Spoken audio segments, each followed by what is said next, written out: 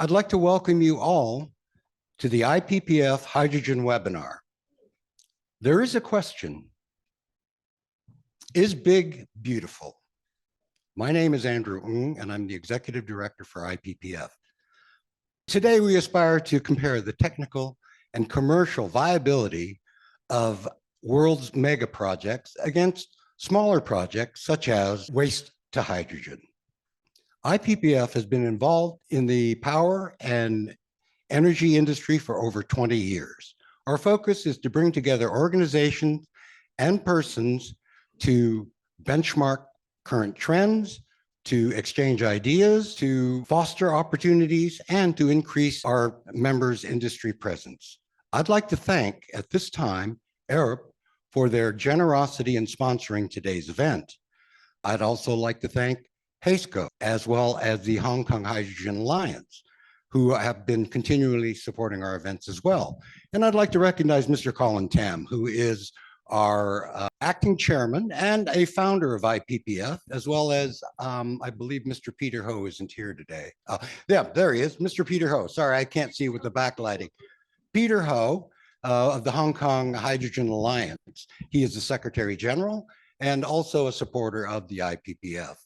And as a side note, Colin is also a founder of the Hong Kong Hydrogen Alliance. I'd like to ask now Mr. Peter Thompson to address the opening remarks, and he will be followed by Mr. Patrick Cooper, the alternative fuels specialist of Arup, who will moderate our session and field the Q&A.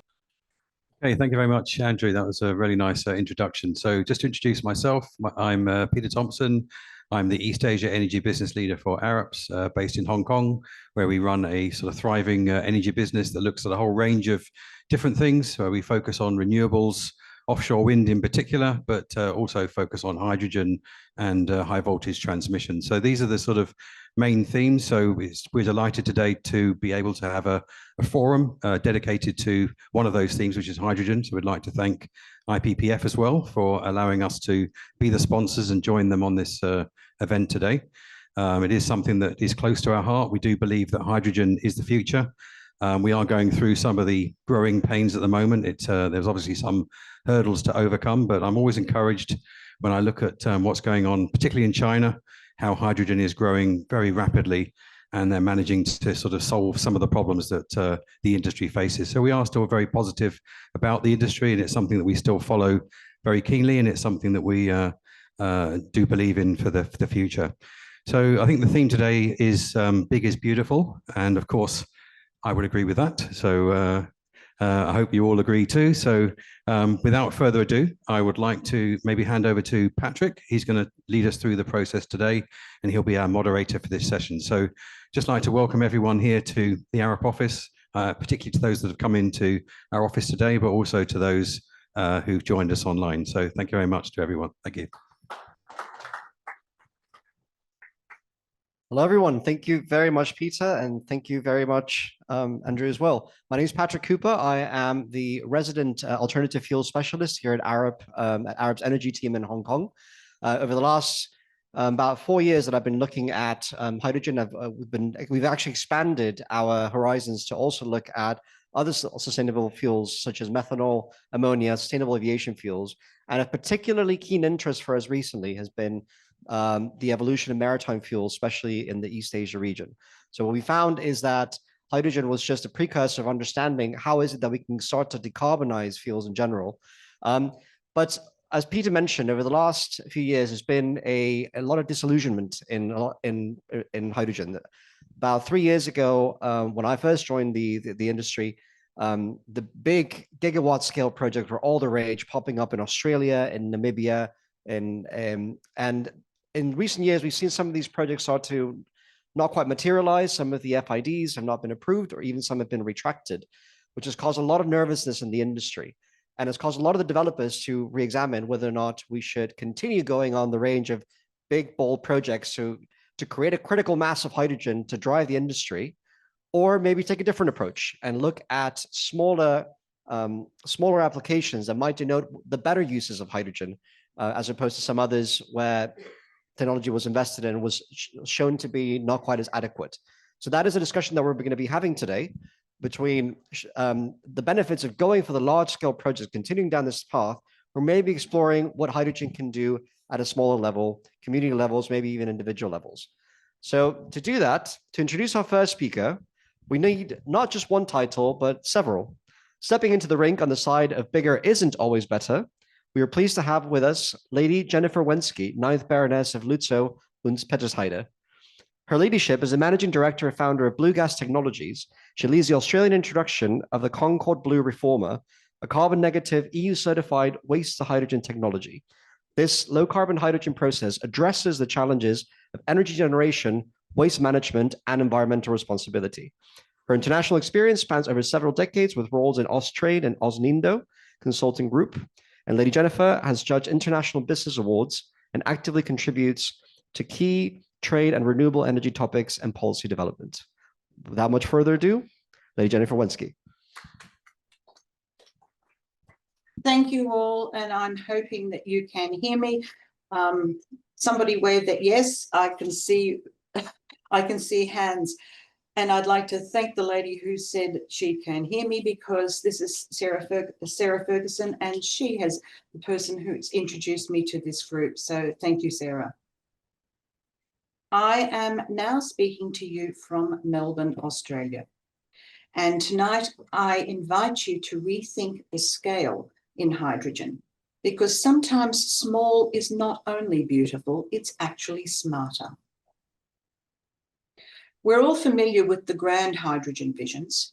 As just mentioned, gigawatt scale electrolyzers, export terminals, transmission lines stretching across kilometers of land. But let me ask you, are these mega projects always the most effective path to decarbonisation? Or are we looking at the quiet power of local solutions as an alternative? The Australian, as just mentioned earlier, and indeed the global narrative, is dominated by export-led ambitions.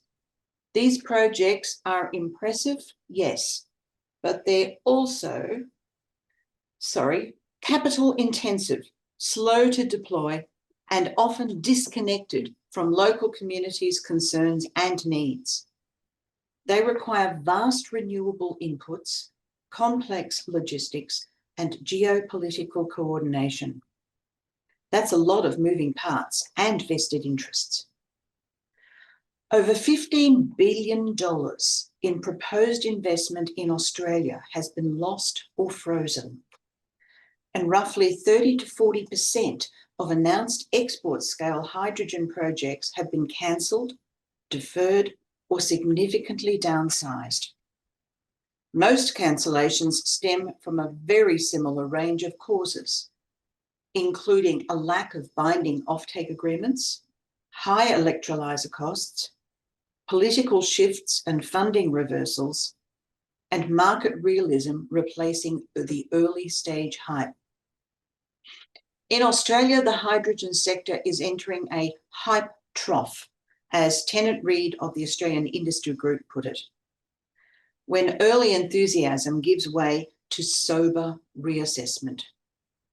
The Albanese government continues to support the sector, but future efforts may pivot towards industrial decarbonisation and domestic use rather than pure export. Now let's shift focus a little bit. What if we could turn local waste into clean, renewable hydrogen? Waste to hydrogen offers a more compact and scalable solution that solves two problems at once: effective waste management and reliable energy supply.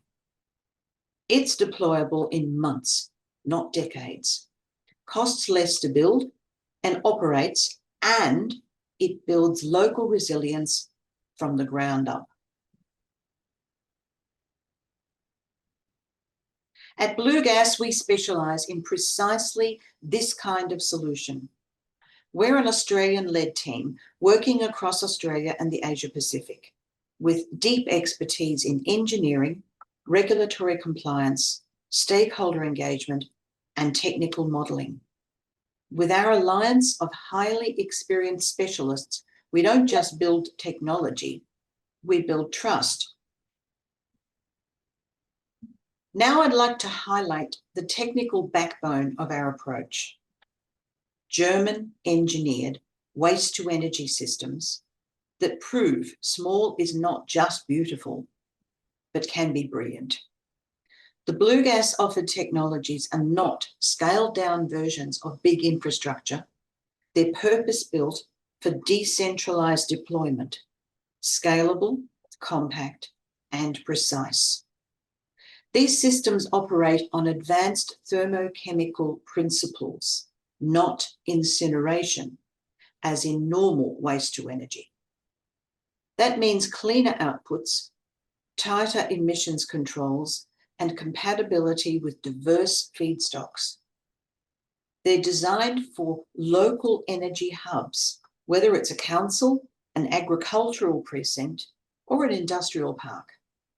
No need for mega-scale logistics or grid extensions. German fabrication standards ensure compliance, durability, and low maintenance. These are TÜV tested, EU certified systems with remote monitoring and predictive diagnostics built in. In short, we're not chasing size, we're delivering smart, scalable impact. From Melbourne to Mackay, this is precision with purpose. And in our household, where I happen to be married to a German, we say klein aber hoch, small but mighty. Our strategy is rooted in circular economy principles. We prioritize local ownership, council collaboration, and business and community stakeholder communication. We believe hydrogen should serve communities, not bypass them. So let me bring this closer to home, literally. The Mallee district in northwestern Victoria is rich in agricultural activity, but faces a persistent energy challenge. With a small population, limited gas infrastructure, and insufficient electricity, local industries rely heavily on diesel, trucked in from hundreds of kilometres away. That's costly, carbon intensive, and vulnerable to supply disruptions. In addition, without rail or airport access, a huge amount of fresh produce is transported by road. That means literally thousands of heavy trucks travel through the region on a daily basis, all running on diesel fuel. At BlueGas, we see opportunity in the region's abundant agricultural waste. Grape mark, almond shells, citrus pulp, and a wide range of other sources, including, I should add, medicinal cannabis leftovers. These residues are often underutilised or simply left out to rot. Instead, we're converting them into renewable energy, renewable hydrogen through our proprietary waste-to-energy process. And I've just been told my slides aren't showing, so I'm terribly sorry, folks.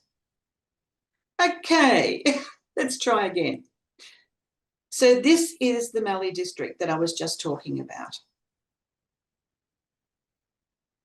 Just to backtrack, there's Mallee on the map, and it's Mildura Sunraysia district. So back to, we are converting this waste into renewable hydrogen through our proprietary waste-to-energy processes. This hydrogen can power local industry, support heavy transport, and even serve as backup generation for critical infrastructure. It's not just about energy, it's about resilience, circularity, and regional pride. We've established the Mallee Hydrogen Production Consortium, comprising government and local industry partners, to make this vision real. And what's exciting is that this model is replicable other regions or towns with similar profiles can follow suit. This is hydrogen that doesn't wait for billion-dollar infrastructure. It's hydrogen that starts with what we already have and builds from the ground up. So let's compare some basics. Mega projects require billions in CapEx and many years in development. Local projects, that man taking the picture, I charge $1 a picture. Local projects, millions and several months. They're nimble, inclusive, and circular, especially when creating local energy from local waste. They don't just produce hydrogen, they produce local pride. This slide provides a quick snapshot of a fairly compact hydrogen production project based in Germany. It is similar to our Australian projects under development and highlights some key metrics, operational and financials. The annual feedstock is substantial at over 32,000 tonnes a year, resulting in an output of 2,624 tonnes of hydrogen each year. The capital expenditure, or CapEx, is nearly 145 million US, reflecting the investment required to establish this sort of facility. Operational expenses are estimated at $8.5 million US, covering the ongoing costs. This site occupies only 1.6 hectares, indicating a compact footprint for such a production scale. The cost of producing hydrogen is calculated at just over $3 a kilogram, which is pretty competitive in the current market. Finally, this facility is designed for a 30-year operational life, emphasising long-term sustainability and a return on investment. The illustration here helps to visualise the infrastructure involved in hydrogen production and refuelling. Our vision is a network of regional hydrogen hubs, each designed for a community, but each contributing to national decarbonisation goals with a local focus. We're not exporting molecules, we're exporting know-how. And we're inviting councils, businesses, and innovators to join us. So, is big always beautiful? Well, sometimes. But beauty also relies in precision, in community involvement and circularity. So let's rethink what beautiful means, and let's consider a hydrogen future that's not just brand, but grounded. Thank you for listening to me today. Sorry about the glitch in the slides. At BlueGas, we believe hydrogen should be more than just a molecule. It should be a movement, one that starts with local waste, local communities, and builds regional pride. We're not waiting for billion-dollar infrastructure. We're building modular, circular, and community-first solutions, starting in regional Australia and ready to scale. If you're a council, a business, or a collaborator looking to make hydrogen real, where you are with what you already have, we'd like to hear from you. So let's build hydrogen futures that serve communities first, and let's do it together.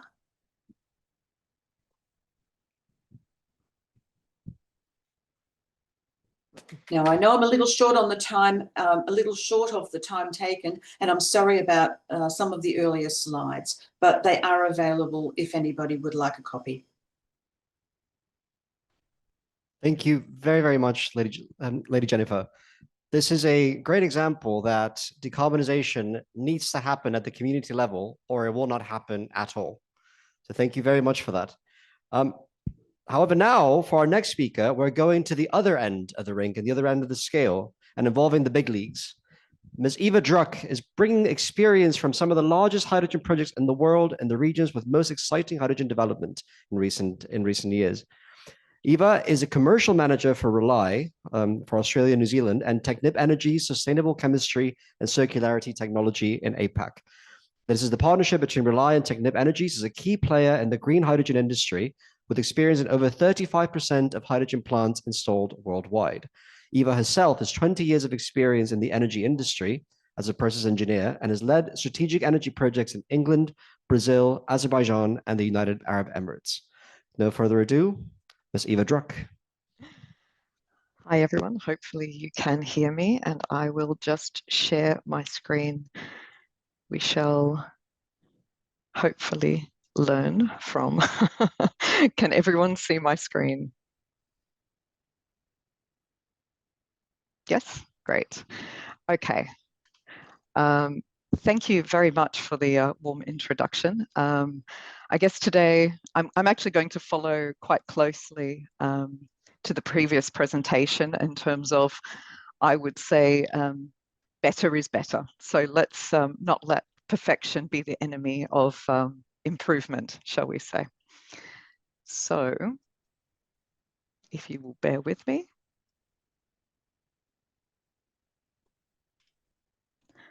Okay, let me just set the scene. I don't want this to become a presentation about us, but just to set the scene of what we're trying to do as an organization.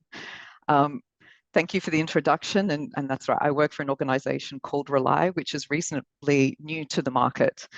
It is a joint venture between Technip Energies. So we are an organization of around 20,000 people worldwide, a French company, and John Cockerell, our Belgian counterparts, who have for many years had a focus on the industrial scale of the industry, with a focus on electrolyzers as one of their groups.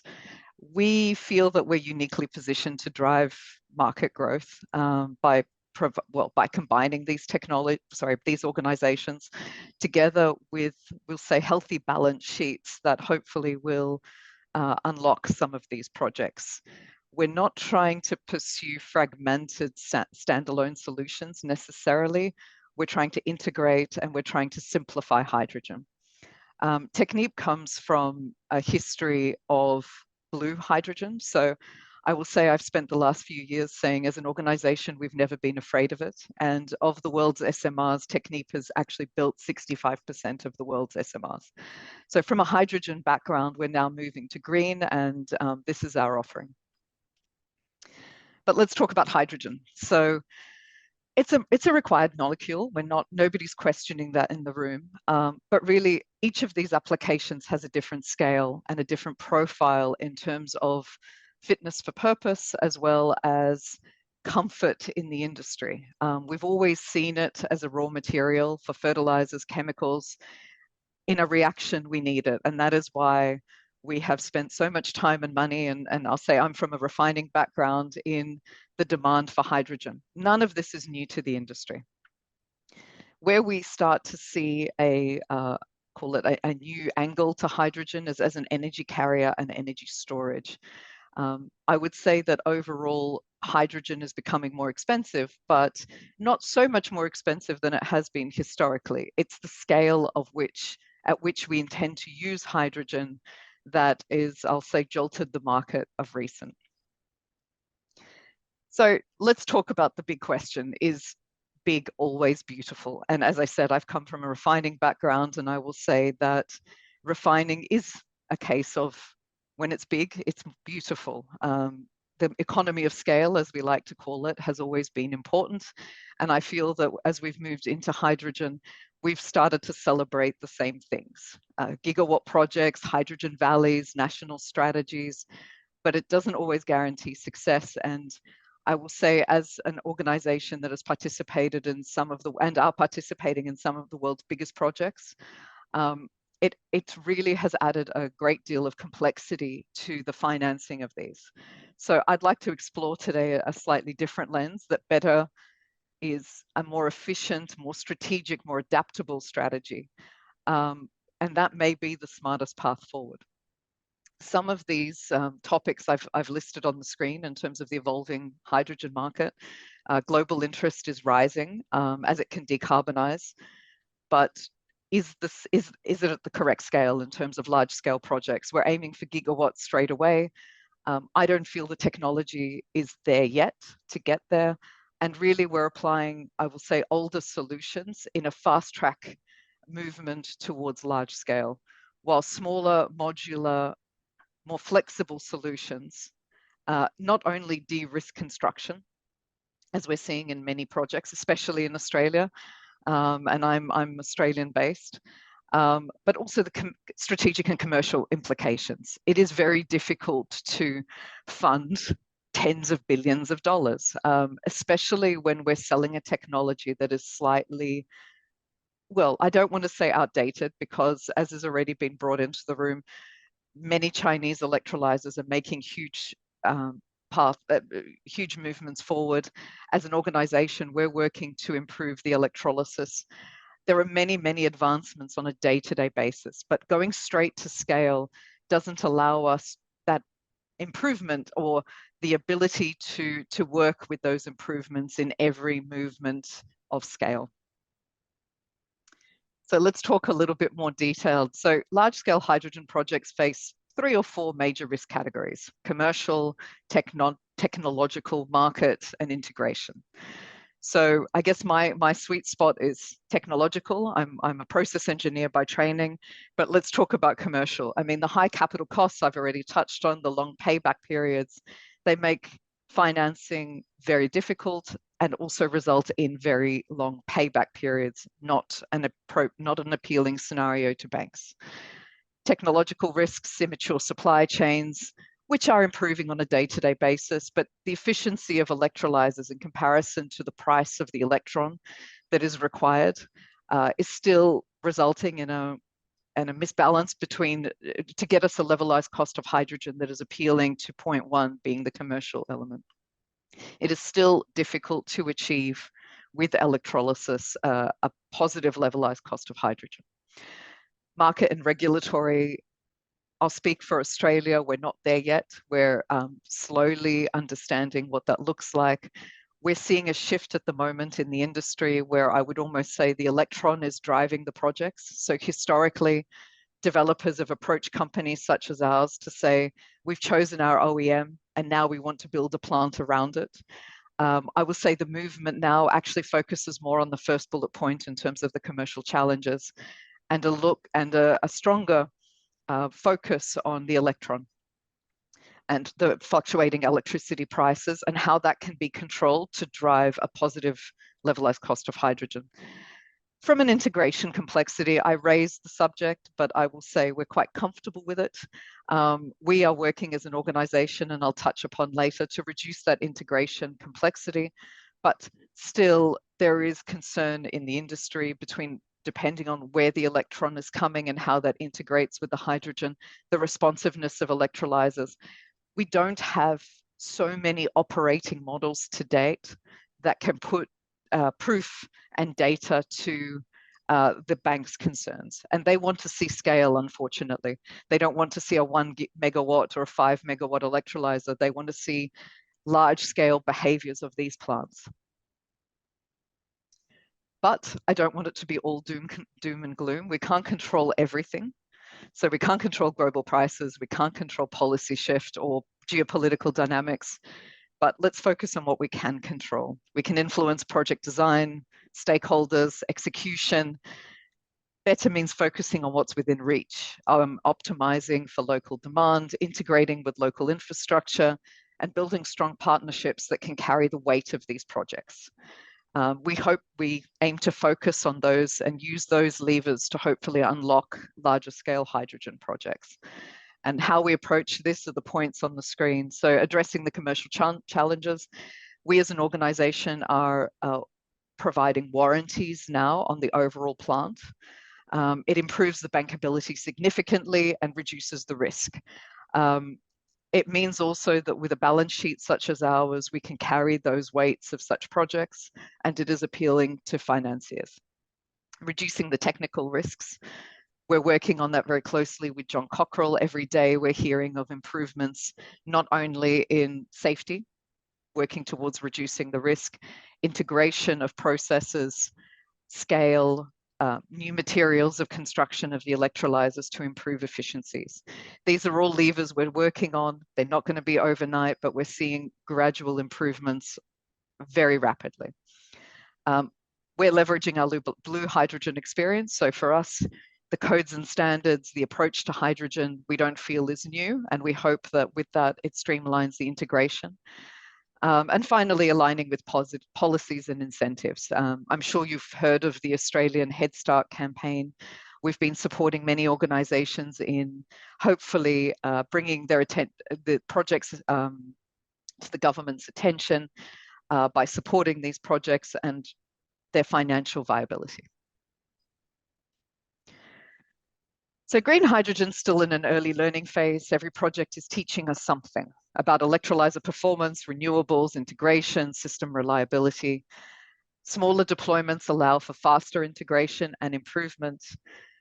Look, better isn't always about perfection, it's about progress, and that's what we're aiming for. And with each of these points that we're showing on the screen, I won't go through them in detail, but we'll say what we're working on is gradual improvement in every level, not only to de-risk hydrogen projects, to improve the technologies, to improve the levelized cost of hydrogen, to overall drive affordability of the hydrogen project up.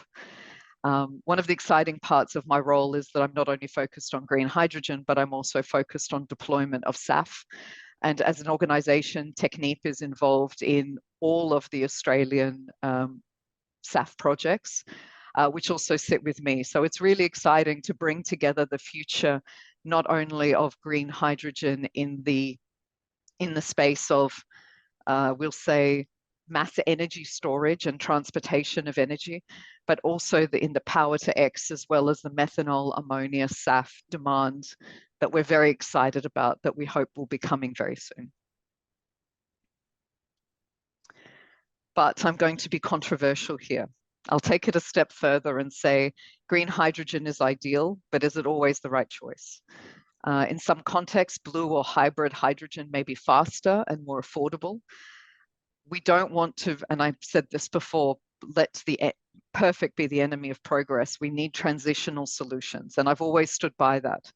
Even when Rely was formed and I was told, we'll say, to drink the Kool-Aid of green hydrogen, I have to say that such a vast shift from one thought to another, I felt was too difficult for the industry to manage. And we're seeing the bubble of green hydrogen slowly bursting.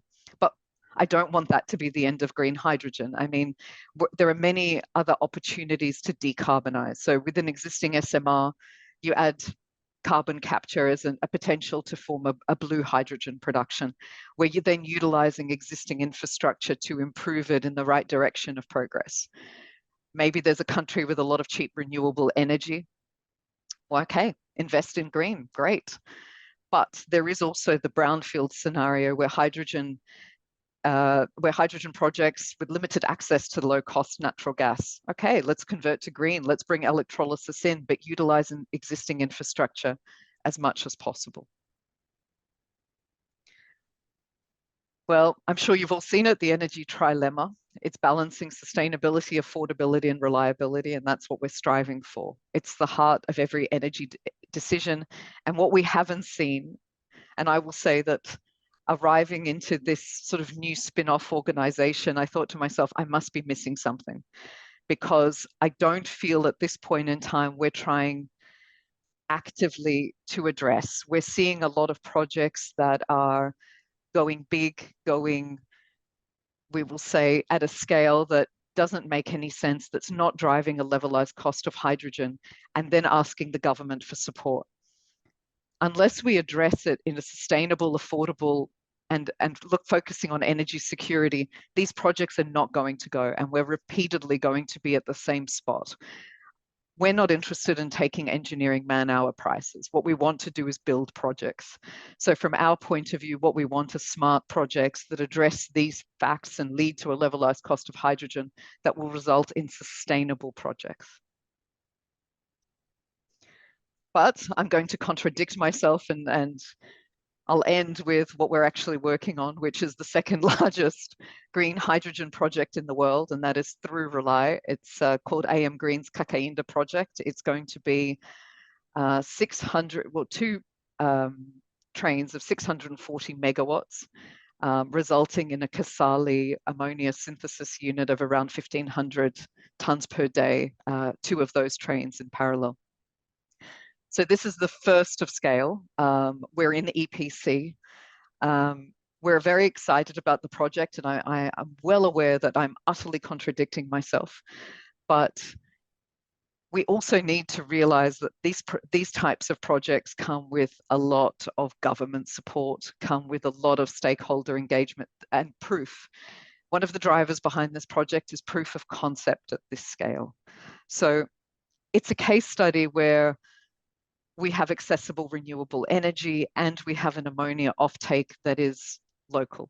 So all the pieces fit together at this scale, but this is not common. This is we'll call it a unicorn in today's industry, but we're very excited to be part of it.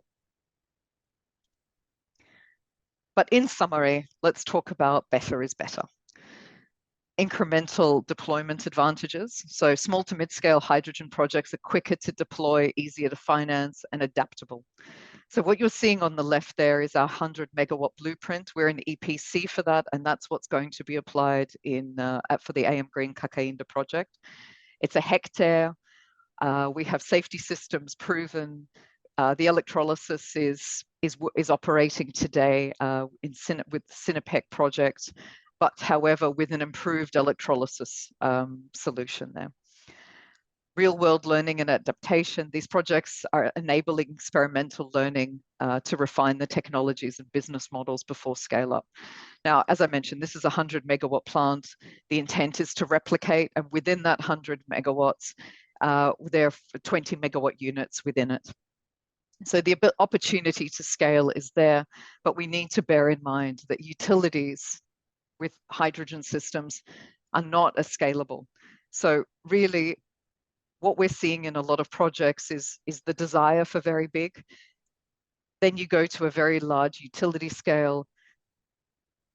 The access to the utilities isn't there, and then everything pulls back. And we've seen it time and time again. It is very frustrating. But what we're trying to do is provide a modular design with risk reduction. It supports phased expansion, reducing the financial and operational risks. And then finally, market development and investor confidence. I will say with the brand behind it, with the balance sheets that we have, as well as a pragmatic approach, it builds investor confidence and aligns with local demand. And we're aiming to foster a sustainable market growth. That's it from me. Again, it's a little bit short, but I'll leave it for questions. Thank you very much for your time.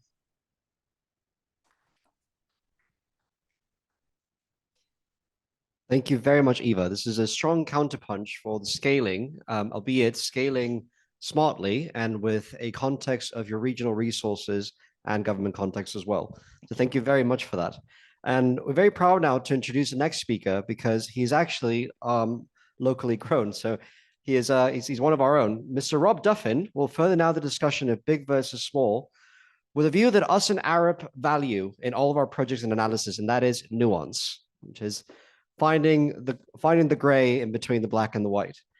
Rob Duffin is the Director for Hydrogen, Carbon Capture, Utilization and Sequestration, and Synthetic Fuels within Arup's UK, India, Middle East, and Africa region, or as we call it, UKIMEA. He's a chartered engineer and fellow of the Royal Institution of Naval Architects, and he's got over 25 years of experience in the offshore industry. Since 2021, Arup itself has been the UK government's hydrogen technical advisor, and we're supporting the government of the UK in the development of new policies to incentivize low carbon hydrogen production.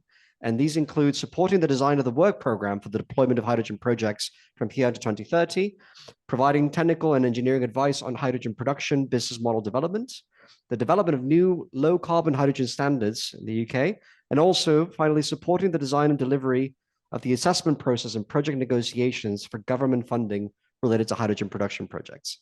So with no further ado, Mr. Rob Duffin. Thank you. Good morning, good afternoon. It's very nice to be here. I hope everyone weathered the storm that delayed this meeting. So I'm going to talk to you probably about the middle ground. And I quite liked Eva's point about better is better. We have a few things about Arup first, then I was going to get into some of the lessons we can share from the work we've been doing in the UK and the hydrogen economy here. Some of it is transferable, some of it is location specific. So in Arup, we work across the whole value chain. We sit through production, storage, transport, into end use. We think our strength lies where we're bringing technical, engineering, and commercial experience into the mix. We work across cross-sector, deploying multidisciplinary teams, and the work we've been doing for UK government has involved some 250 specialists across Arup, supporting that programme. To date, we've delivered over 600 hydrogen commissions in the last 5 years. We are working across 35 countries, and supporting infrastructure owners, developers, governments, investors, ports and airports, shipping lines and airlines, which is becoming more of a focus for us, as well as contractors. Typically, we are supporting early stage through to financial investment decisions. So funding and policy decisions, so the work we're doing with UK government, and we're also supporting the Australian government in funding and policy decisions. Early stage concept, financial, commercial, planning and permitting, and then into the engineering definition phase. We will support projects post FID, but there are few of those at the moment. So as mentioned, we have been the UK advisor since 2021, and during that time, the UK government has engaged in rolling out the hydrogen economy in the UK. We've been supporting them in looking at electrolytic projects, CCUS-enabled projects. One key thing that you should note, actually, when UK government talks about hydrogen production, it doesn't talk about the colour. There's no blue, there's no green. We talk about the carbon intensity. So we want to understand the carbon required to produce that hydrogen molecule. So in that sense, it's technology agnostic. There are different funding routes for the different technologies, but the assessment of the hydrogen molecule at the end, for it to be low carbon, is the same for all routes. So it's been mentioned by Eva, I think the having a policy and financial wraparound for these projects, especially in the UK, has been key. So we've been working with government on developing the production business model. Now we're working on the storage and transport business models, and there's also a hydrogen to power business model that's coming.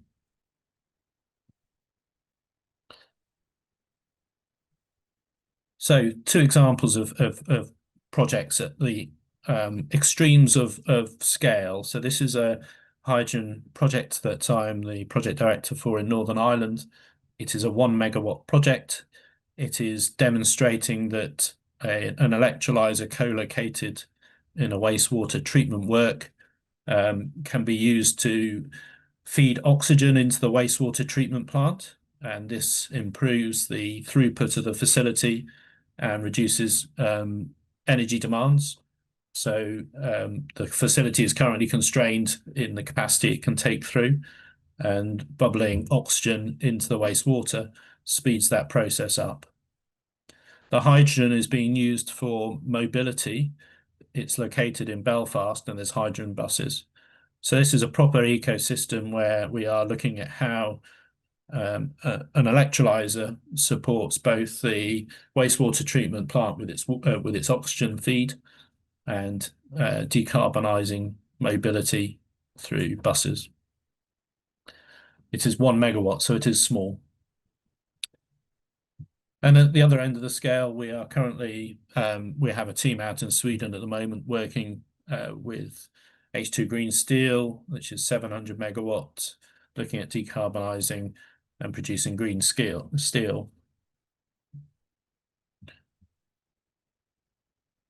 So before I just kind of come back to the big, beautiful, I just wanted to share, I think, the kind of hydrogen landscape from the UK, because it does make a difference to understand the context. In 2021, there was a hydrogen UK hydrogen strategy published, and it was a good call to arms and sets out the ambition of this 10 gigawatts of hydrogen production. Having said there's no colours, they did say green and blue, but actually it's CCUS enabled and electrolytic.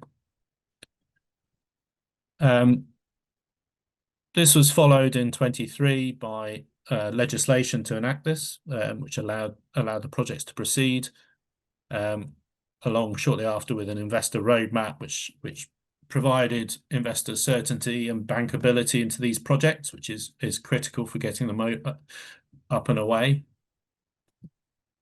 The low carbon hydrogen standard underpins everything, and it's often forgotten about. It's how projects are assessed and defined about whether they are actually producing low carbon hydrogen.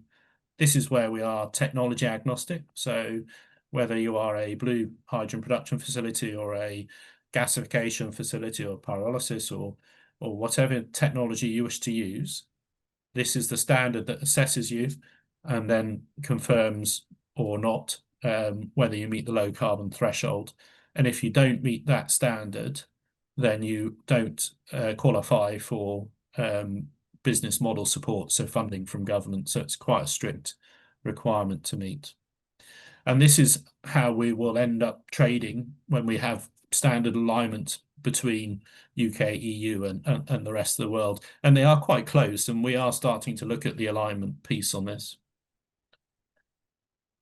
Then recently we had the spending review in the UK, which was really a confirmation of the future spending, as well as setting out an industrial strategy and an infrastructure plan, two things that we didn't have in the UK. So government, I think, has put out the strategy for hydrogen, told industry how it's going to fund it, told them where it wants this technology deployed, so industry and infrastructure.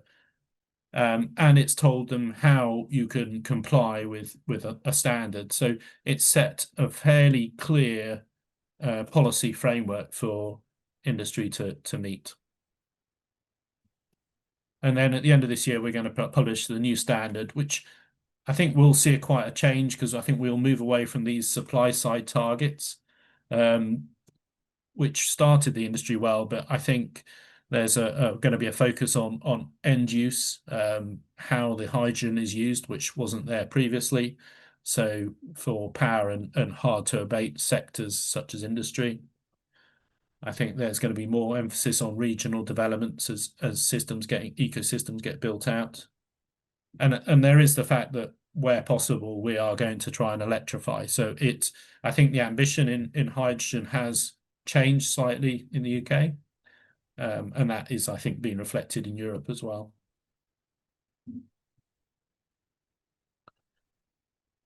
So in terms of the strategic context, what I've seen in the UK is definitely a change in language from moving away from talking about decarbonisation to actually talking about how this will create low carbon jobs, how this creates energy security. So the byproduct of all of that is decarbonisation, which is something I think we all want to see. But actually, UK is now focusing on talking about the jobs that get created with this and the energy security and removing reliance from things like Russian oil, Russian gas and the like. It's set out a clear policy framework. So we have 4 business models, we have a standard, we have funding mechanisms to help us, and it's set out a plan to go with it. So what has that resulted in? Firstly, there's HAR1, which is Hydrogen Allocation Round 1, which had an ambition of supporting 250 megawatts, up to 250 megawatts of electrolytic production.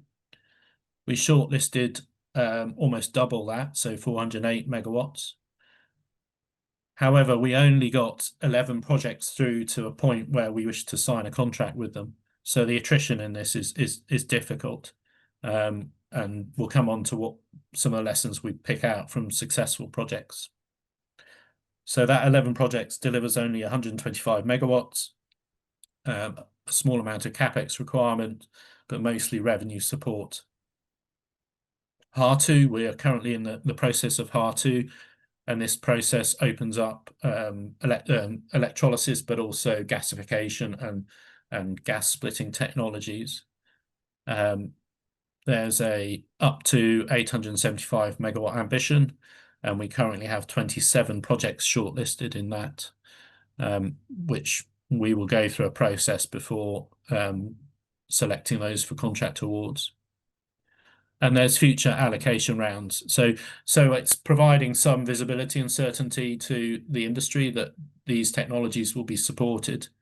I haven't got on here, but there are also CCUS-enabled tracks, they're called, where we're supporting blue hydrogen production. I think the more significant part is actually where we're going to focus in the future in the UK is around transport and storage. So this is creating the network. Previously, it's very much about projects and you have to almost be co-located with your end user. But the transport and storage, where transport means pipelines, is going to open up regional developments. And we're fortunate in the UK that we have salt caverns and we can have large underground storage of hydrogen. So this has been approved in the strategic review. There will be some competitions coming out in the new year, and we will start to progress the infrastructure required for a hydrogen economy. And then finally, we have hydrogen to power, which is starting to form as a key end use of hydrogen in the UK. I've put out this kind of innovation curve. I apologize, you probably can't read it very well, but this is, I'm always trying to plot where we are in the hydrogen economy and have we gone over the peak of Mount Stupid? I certainly feel like we've gone through the valley of despair.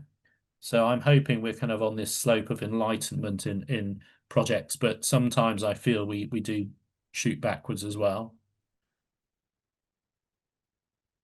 So it's big, beautiful. I've put on the right, and you can take the slide deck out of here, kind of key success factors that we look for when we do project assessments in the UK. So that's around deliverability, the cost competitiveness, the due diligence on it, alignment, strategic alignment with what the UK wishes to do, site optimization, and off-takers. On the left-hand side, I think this is the key part that we've learned that really does drive project success. And I'll start from the bottom, and it is around off-takers. Off-taker certainty, and having them, the projects that haven't progressed in the UK have fallen over because of the off-takers. Cost certainty always becomes a challenge in the UK, and being able to take the engineering far enough to be able to provide cost certainty to enter into an agreement is a challenge. Planning and permitting can take years in the UK, and those projects that don't have their own private wire need a grid connection, and we are grid constrained in the UK as well. So all of those things present a challenge, but the left-hand side are probably the key ones. So in the UK, is big, beautiful? Well, it currently depends on your technology. So for electrolytic projects, the average project size was 10 to 15 megawatts, which feels small, but actually is still very large when you look at what's actually in service. HAR2, it's increased to 30 megawatts. So looking on the positive side, that's doubled in scale the size of a project. The largest one is some 120 megawatts, which is a project that would feed a refinery next door to it. So it's co-located with its end user. On the CCUS-enabled technologies, we have two that are progressing. HyNet has taken FID, which is 300 megawatts. But clearly you have to have a carbon capture and storage system that it can feed into, and we have that in the UK, but it is a key part to it. And then on the East Coast, we have BP's H2T side, which currently is 1.2 gigawatts, but may be reduced in scale. So how do we scale? I mean, for me, my personal opinion is I do like the better is better. I don't really have a scale agnostic. It's getting a successful project. And that involves whole system thinking. Nobody buys a hydrogen production facility. We buy a delivered benefit of that facility. And sometimes I'm not sure it's always thought through that whole system thinking. In the UK, I think sometimes we're limited by our business models because they need price certainty. So I think they generally constrain the scale of them. And then if we have more demand side stimulation like the SAF mandate, and I think, as Eva was saying, I think that movement into other molecules, into other derivatives is probably the key benefit of it as well. So concluding, is it beautiful? Well, I suppose it depends on your definition of big. Ultimately, it could be yes, but probably not in the short term. Success is beautiful, in my opinion, or better is better is beautiful. Understanding the route to market and offtake is key, and then asking whether you secure energy security, economic growth and jobs. Let's ask how it helps electrification. I think that counterfactual is often missed in the business case, and we should ask how it helps electrification, because only by working together actually does it work. And then the decarbonisation is a byproduct of a successful project. So if there's any questions, I'm happy to take them. Otherwise, thank you for your time and thank you for listening.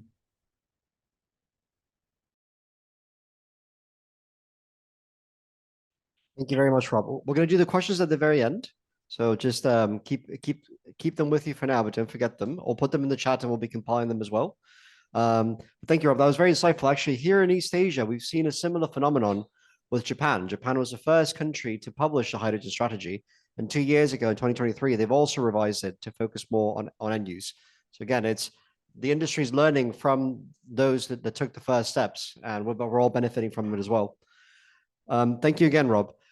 For our final speaker, we will now hear from the largest wind power company in the most developed hydrogen market in the world, which is mainland China. Ms. Liu Lin is representing Mingyang subsidiary, Mingyang Hydrogen Tech, to talk about how wind power and hydrogen can synergize. Ms. Liu Lin currently serves as director of the board office at Beijing Mingyang Hydrogen Tech. She's got over 6 years of experience in capital management, leading a cross-functional team to develop and execute integrated capital strategies with over 100 million renminbi secured in funding. Her background in capital markets, financial reporting, investor relations, and capital operation oversight is at Playa Mingyang, where she supports the company's expansion in green hydrogen technology and industrial layouts. No further ado, Ms. Liu Lin. Thank you. Thank you for your warm introduction. And good evening, everyone. I'm Liu Lin. I'm the director of the board office of Beijing Mingyang Hydrogen, and I'm speaking to you from Beijing, China. And it's a great honor to be here to share with you the perspective about the challenge of providing a viable commercial solution for green hydrogen production. Okay, today we are standing on the forefront of a clean energy transition, yet the path to a green hydrogen future is paved with significant challenges. We are facing 3 major obstacles to overcome.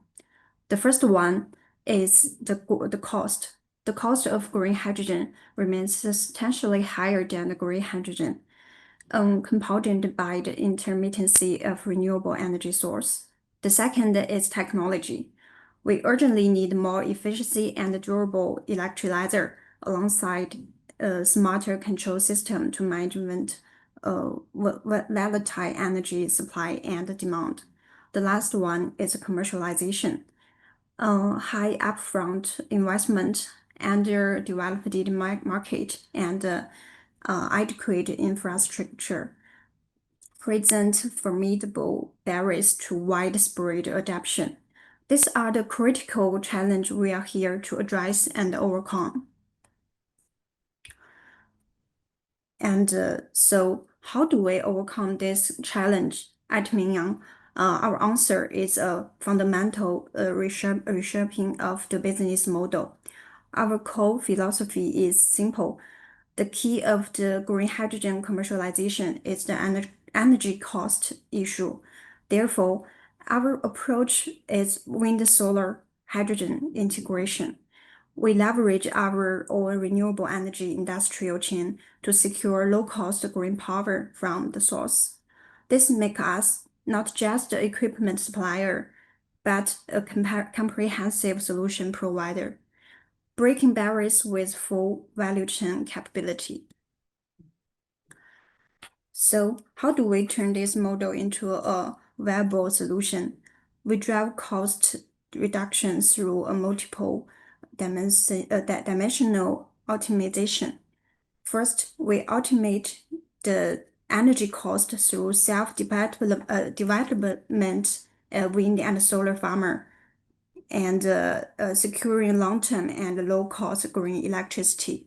Second, we achieve equipment cost via localized manufacturing, modular design, and economic of scale. At the third, operating cost, we implement intelligence OM and predictive maintenance to minimize the downtime. Okay, beyond cost, our technical pathway is the key to enhance system efficiency. We advanced high-efficiency electrolyzer, alkaline and PIME technology to best fit different renewable energy. This is empowered by the intelligence energy management, where AI predict generation and dynamically adjust load, achieving true source load interact to maximum utilize. Finally, integrated design from the power generation to the hydrogen production minimize the conversion loss, boosting overall system efficiency. This technical excellence is the engine that make our commercial solution viable. Furthermore, we complement our technical innovation with a transformative business model designed specifically to lower customer barriers. We offer investment, construction, operation, integration, removing the need of high upfront customer investment. Instead, clients can secure supply through long-term purchase agreements. This enable a flexible on-demand hydrogen supply, eliminating the capital pressure of self-built facilities. Additionally, our diversified revenue mode, including cabin credit and energy service, enhance project economic for all the parties. This is how we deliver a truly viable and accessible commercial solution. And our solution is targeted where demand is mostly critical, the industrial sector. This include the product of ammonia and methanol in the chemical industrial, enabling hydrogen-based steel making in urea and the steel sector, and reducing emission in refining process. This sector represents a nice stable market with rigid hydrogen demand. They are not only ready for the green hydrogen, but are very essential for achieving deep industrial decarbonization and making our priority market for commercialization. Beyond industrial, the transportation sector respects a pivotal growth market for the green hydrogen, and our focus extends for heavy-duty transport, where hydrogen fuel cell tanks offers superior range and refueling for long-haul logistics. We also serve public transportation, including bus and urban delivery vehicles. And we are also paving the way for future mobility in the aviation and shipping. Furthermore, the hydrogen's roles extend beyond fuel to become a core component of the energy system itself. And as a flexible energy carrier, it provides longer storage to balance the grid and overcome renewable intermittency. This creates additional revenue through grid service and enhance overall efficiency in combined heat and power application.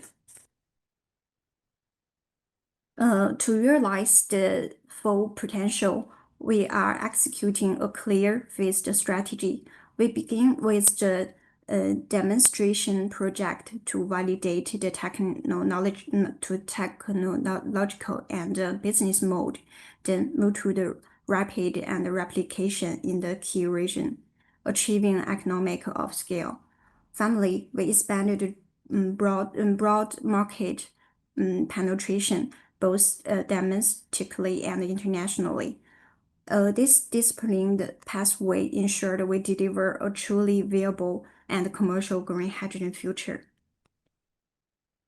Finally, we realized that scaling this industry requires a strong collaborative ecosystem.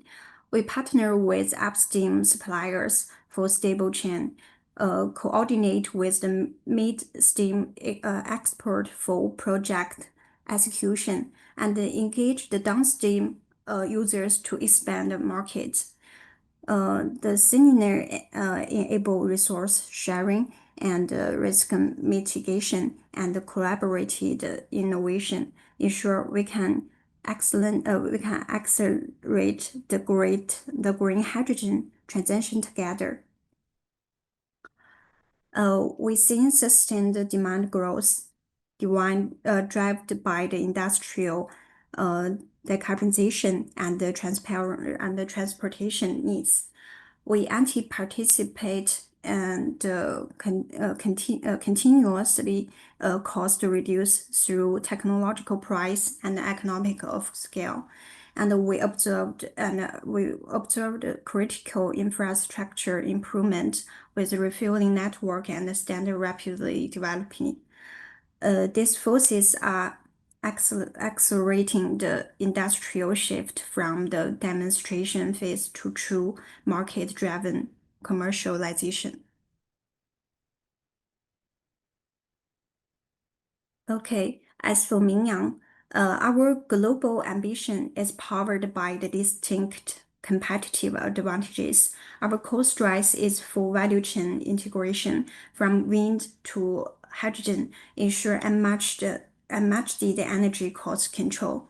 And this is backed by the independent technology control with localized R&D and manufacturing of key equipment. And our period business model innovation, offering flexible approach to lower customer barriers.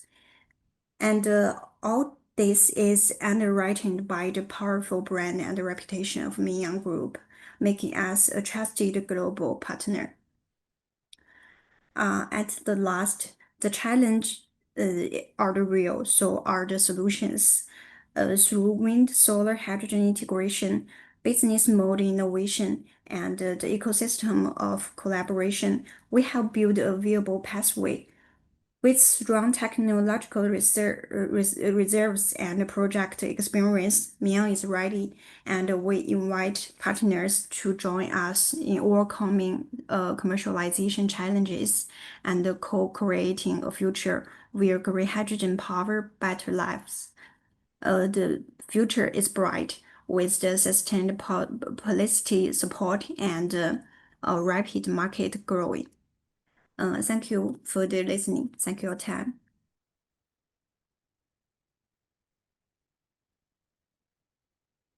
Thank you very much, Liu Lin. What a fantastic range of speakers we've had today. Now is the time to field the questions from both our collaborators online and also our collaborators here at the Arup office in Hong Kong. So if anyone has any question, please raise your hand and Nicholas will come and find you with a microphone. Oh, got one. Please address as well who your question is addressed to, if it's anyone in particular. So is the first speaker available also, or? Lady Jennifer. She is, okay.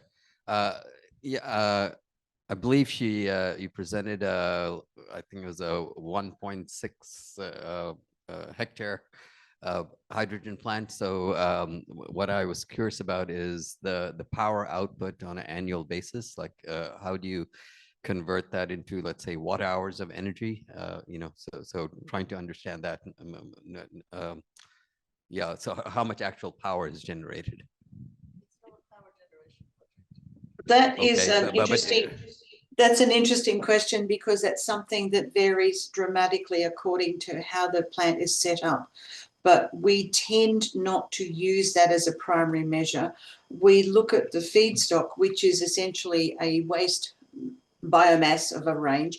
Then it converts to a syngas with a thermal output. And the thermal output is always different from the electrical output. And the syngas is where the hydrogen comes from. So we tend to go straight from the amount of syngas to the amount of hydrogen. So I'm sorry, I can't give you an accurate answer on that, because each project is slightly different. But to give you an example, sorry, just to give you an example of the slide that I accidentally couldn't show you, is that project that we gave you an illustration of is the equivalent of a solar farm here in Australia that is 128 megawatts, if that helps to answer your question. Thank you very much, Lady Jennifer. Do we have any other questions on the floor? If not, I'll go. Take another one from the floor and then one from online. We'll go to the online questions.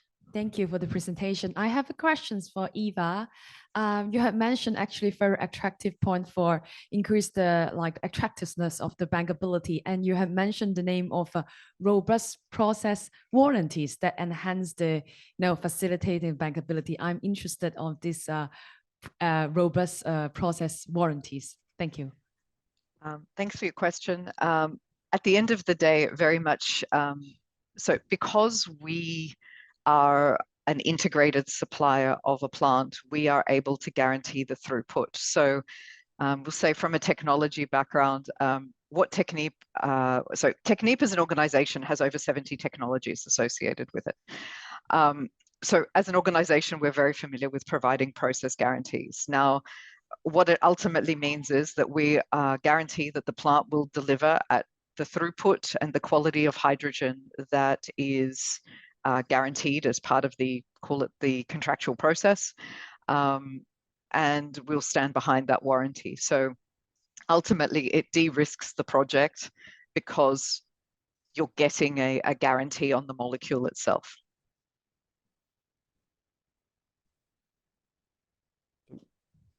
Thank you very much.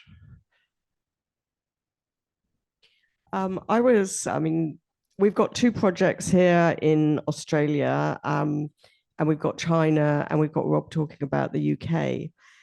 It seems like the policy environment in the different countries is very different. And I wondered if Rob could comment, particularly if you know the answer, on where Australia is compared to the UK with that very clear roadmap of how they're going to get hydrogen across the line.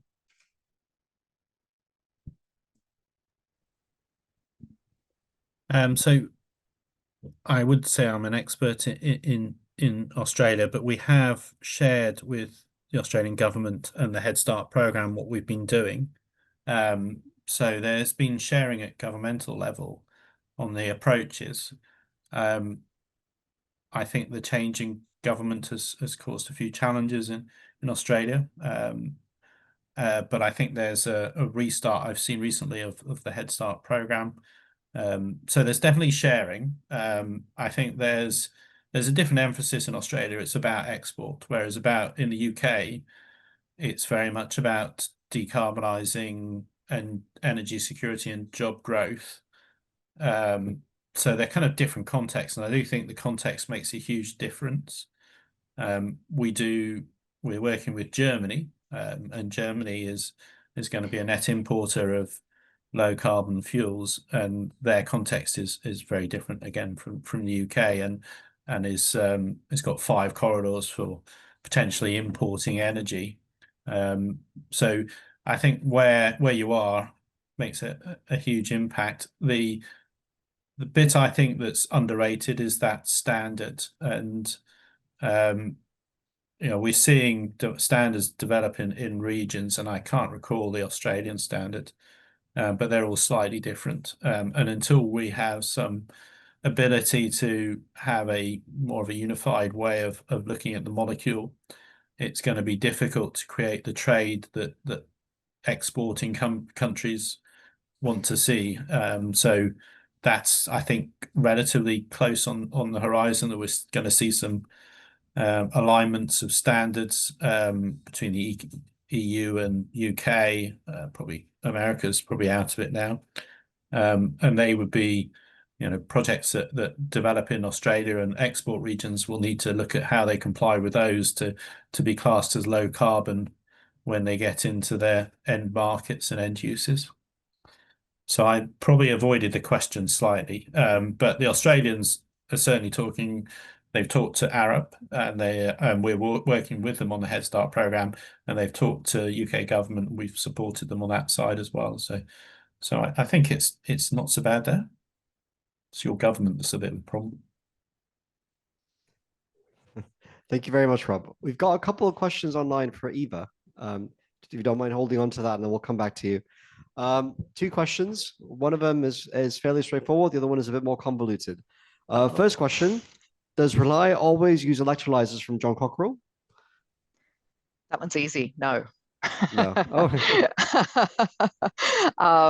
Well, it depends on what you want. So if you're looking for a full process guarantee, at the moment we are working with John Cockerell, but we're building relationships with other OEMs to develop the same offering. But as you can imagine, due to the depth of the warranty being offered, we go to quite a deep level of due diligence to assure ourselves as an organization that these are electrolyzers, number one, that we will stand behind, and secondly, that will work on the day, because we're putting a lot of money behind that. Absolutely. Thank you. And now for the second question, which is a bit more, has a few more steps to it. The question is: how dependent are the economics of large-scale green hydrogen production dependent on fluctuating electricity pricing and play in the electricity market?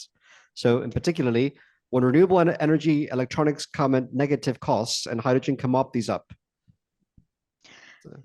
Ultimately, you've hit the nail on the head. I can't give you specific numbers, but we've done some sensitivities, and you're looking at a almost zero electricity price with today's infrastructure demands, not much above zero, to be honest, that can handle to achieve a levelized cost of hydrogen, which is positive.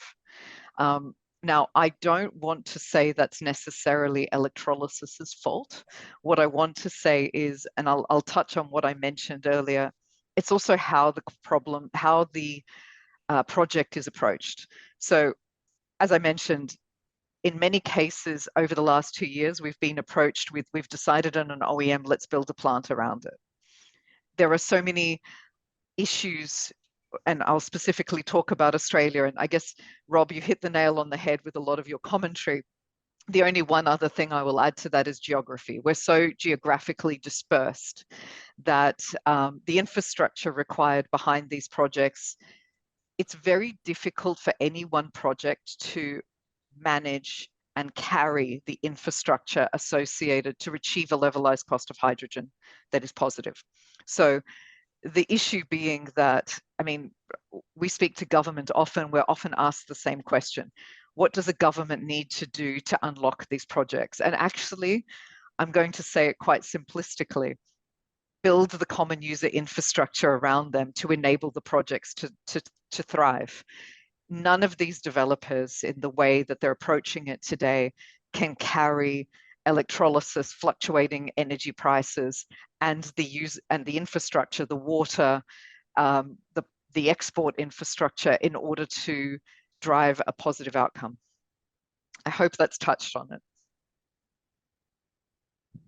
Thank you very much. Can I add on a bit, because I think that's a really key point, that kind of common infrastructure, and I think that's where I see some of the changes in the UK policy around regional developments. Previously, that location geography, we certainly don't have the same challenges and scale that Australia does in certain places, but it's still, at the moment, everything is point to point. So you're producing something and your end user really does have to be next door to you to make it work at the moment. But if you can put in a regional infrastructure, then that perhaps helps the economy grow. We've got a question from the floor now. Okay, I'm the advocate of small is beautiful. Part of the reason is at this moment, I think cost is still a concern, and also transportation is a concern as well. So having that with these two, and also applications, I'm not saying that, like in the future you have a full scale, but of course something that needs to be done. But now I saw China actually doing a lot of this kind of a small scale kind of a system. Now this question goes to Liu Lin. Now she has this solar, wind, hydrogen model, and also that with the people from Australia, UK, and that sometimes the equipment costs can be very expensive as well.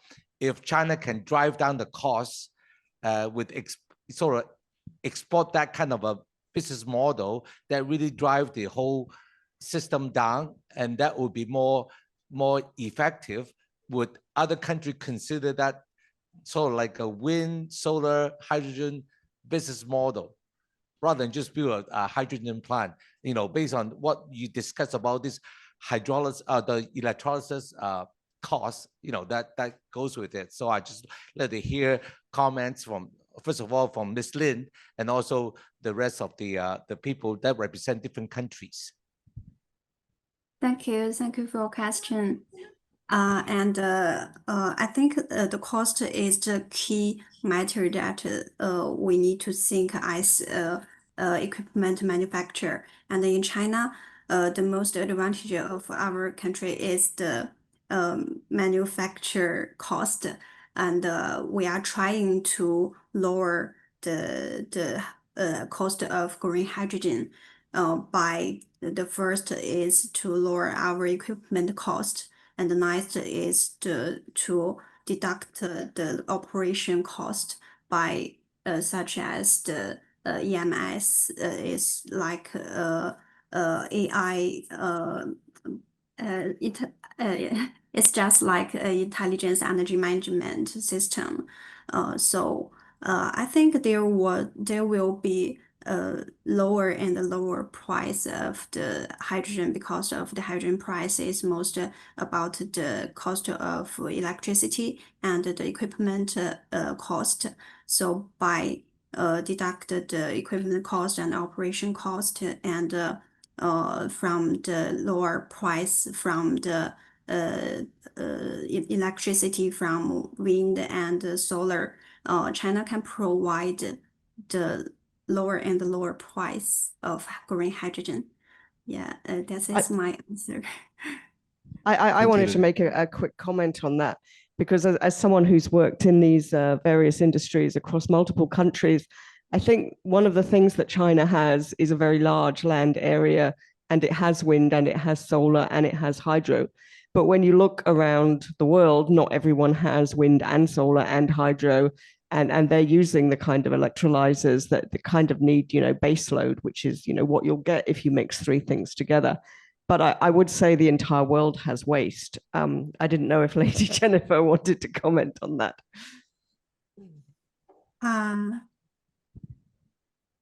Okay, thank you.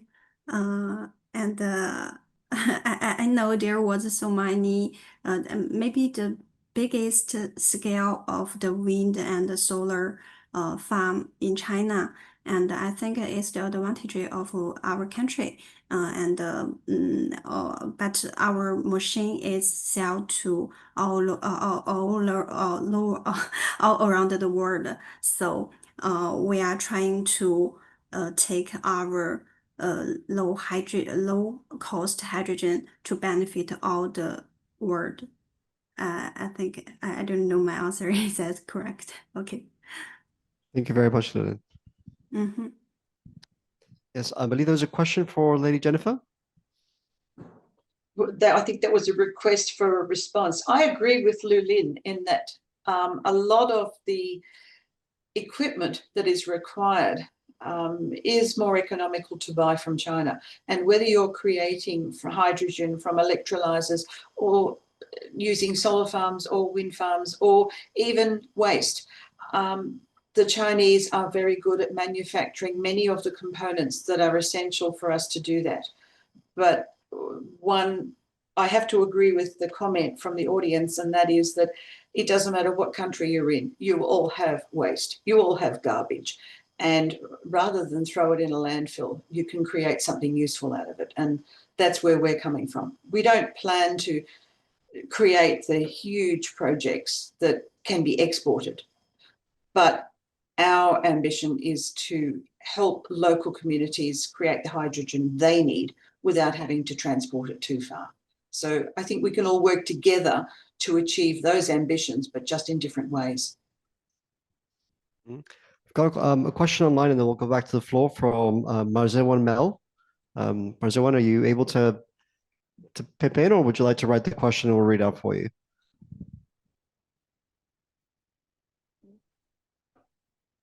Might be muted. All right, well, if you write down the question, we'll be able to read it out for you. But I think we've got another question on the floor.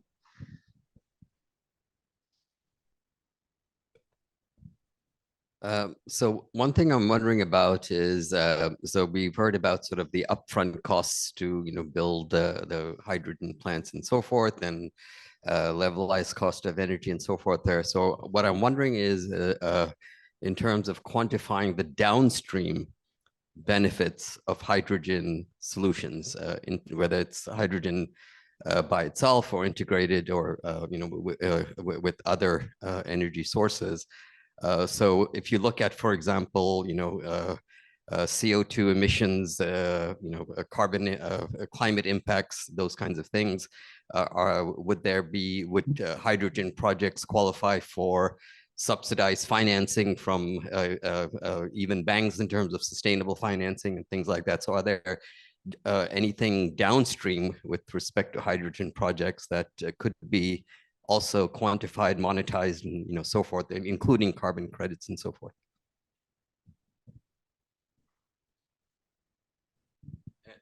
It's open question. If anyone wants to, if any of the panelists want to jump in. I'll touch on a very small part of it, a very broad question. I'm going to interpret downstream as, can we make something else from it? Please nod if you agree, because ultimately I would say it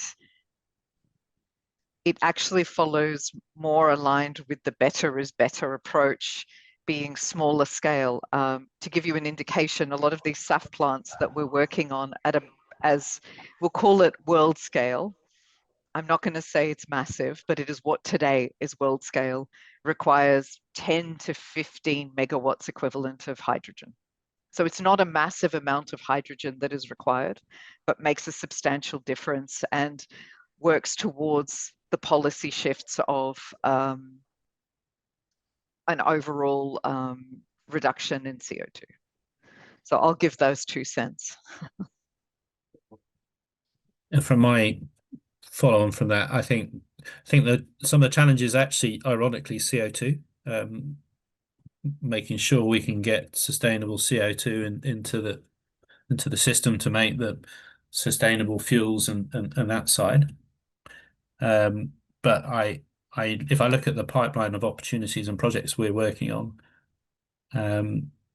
most of them aren't end product of hydrogen. They are into derivatives of e-ammonia, e-methanol, SAF, So yeah, I think it's we're seeing that e-fuels part is a very key part to the future of hydrogen. Something that came to light on more than one occasion is the chief of the Australian Hydrogen Council said that hydrogen is not an energy source, it's an energy carrier. And so that's why all four of us have talked about molecules we're selling, not energy. And I agree that it can be used for many different things. And the sort of thing we get in this country is we have a country with, and Eva would agree with this, we have a country with very poor quality soil in many places. We need an awful lot of fertilizer. You can't make fertilizer without ammonia, and you can't make ammonia without hydrogen. Conversely, you can't make explosives without hydrogen either. And so it is a carrier, not an end product. And so the value in it is what can you do with it rather than how can you sell it as a molecule. Unless you're driving 250,000 heavy trucks across the country that are carrying all of our export product on the backs of the trucks just so they can get them to a port. That's a different story.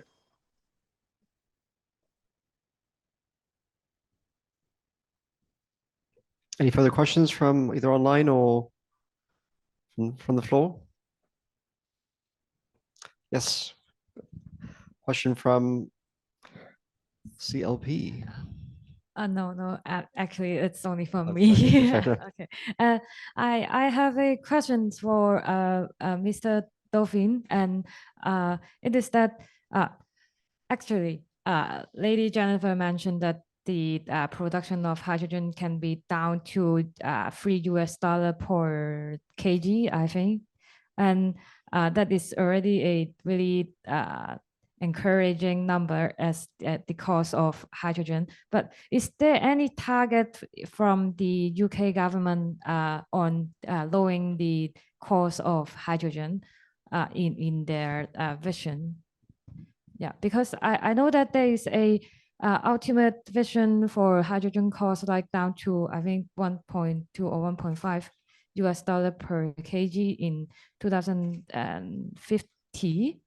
But is there any particular target for the UK policy?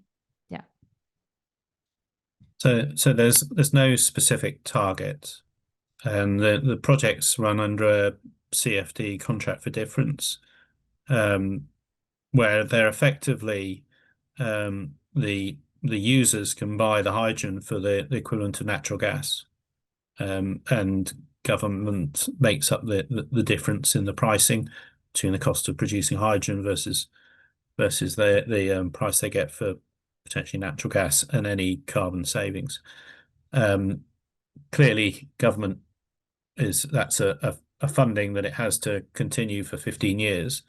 So the lower the cost of hydrogen, the less they have to fund. So there's a definite driver of costs down. And I think we've talked about how perhaps places like China can help on the cost base. I think the UK and I think other areas as well, and we're looking at how we create the supply chain in the UK as well, and there's incentives to